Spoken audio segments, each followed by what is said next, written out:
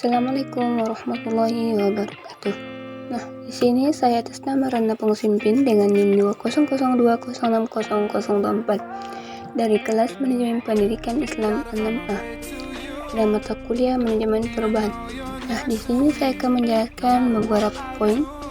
Yang pertama itu ada model pendekatan perubahan individu dan terbagi dari beberapa bagian. Yang pertama itu pendekatan behavioristik, yaitu menekankan pentingnya lingkungan dalam proses pembentukan perilaku. Yang kedua, pendekatan kognitif, difokuskan pada hasil yang ingin Anda capai. Yang ketiga, pendekatan psikodinamik adalah tentang pemahaman dan berkaitan dengan dunia batin dari perubahan.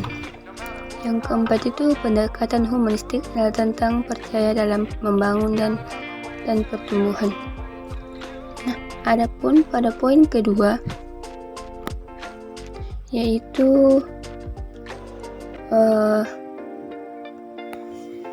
langkah-langkah dalam proses manajemen perubahan.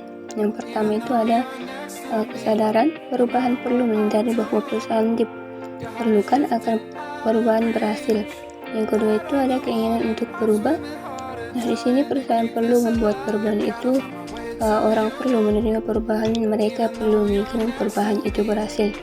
Nah, yang ketiga itu ada penguatan, di mana perusahaan perlu memperkuat perubahan ini agar bertahan lama. Yang keempat itu ada pengetahuan, di mana perusahaan perlu tahu bagaimana membuat perubahan itu. Nah, adapun poin yang ketiga yaitu implementasi pengembangan organisasi, di mana ada beberapa bagian juga. Itu ada yang pertama itu budaya organisasi dan perubahan iklim. Ketika perubahan datang, maka budaya dan iklim harus diubah agar bermain kompetensi baru. Yang kedua itu sasaran pasar akan mempengaruhi presentasi dan target. Yang ketiga itu perubahan proyeksi, yaitu langsat kompetitif dapat diidentifikasikan sebuah organisasi lebih efektif. Yang keempat itu gaya kepemimpinan dan pendekatan. Yang ketiga itu visi dan misi dan tujuan organisasi. Ada poin keempat itu ada teknik dalam pengembangan organisasi. Nah, dalam teknik dalam pengembangan organisasi ini juga terbagi dalam 5 poin, yaitu yang pertama, latihan kepekaan data pelatihan sensitivitas. Latihan kepekaan ini merupakan metode awal dari perubahan perilaku. Yang kedua itu pertanyaan apresiatif, yang bertujuan untuk mengidentifikasi kualitas-kualitas yang unik dan kekuatan istimewa yang dimiliki oleh sebuah organisasi. Yang ketiga itu pengembangan antar kelompok. Pengembangan antar kelompok atau intergroup di development bertujuan untuk berubah perilaku. Nah, yang keempat itu membangun tim. Setiap organisasi pada dasarnya sangat mengandalkan sekelompok orang untuk dapat menyelesaikan tugas secara kelompok. Yang terakhir itu proses konsultasi, di mana proses konsultasi adalah pertemuan antara konsultan dengan klien untuk memahami proses pengembangan organisasi.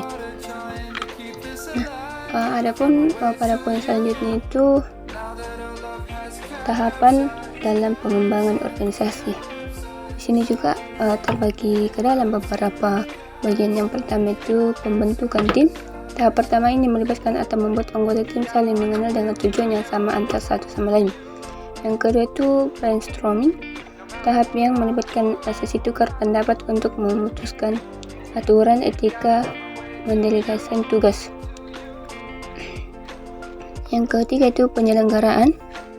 Fitur utama dalam tahap ini adalah kohesi antar anggota tim. Anggota ini sekarang bersedia menerima ide, pendapat, fakta. Yang keempat itu pelaksanaan. Ketika tim telah menyelesaikan 3 tahap sebelumnya, grup tersebut telah mencapai tahap yang tanda dengan sangat semangat tim. Yang terakhir itu ada monitor dan evaluasi. Selama proses pelaksanaan proses monitor, kemudian setelahnya perlu diadakan evaluasi. Nah, ada pun poin yang terakhir itu analisis SWOT, dimana SWOT itu ada terbagi menjadi beberapa bagian. Yang pertama itu strength. Yang pertama itu kemudian memanfaatkan akses layanan perubahan. Weakness, koneksi internet yang kurang stabil. Opportunism, kesadaran masyarakat yang mulai timbul menggunakan jasa finansial perbankan, yaitu threats, kurangnya kualitas sumber daya manusia perbankan.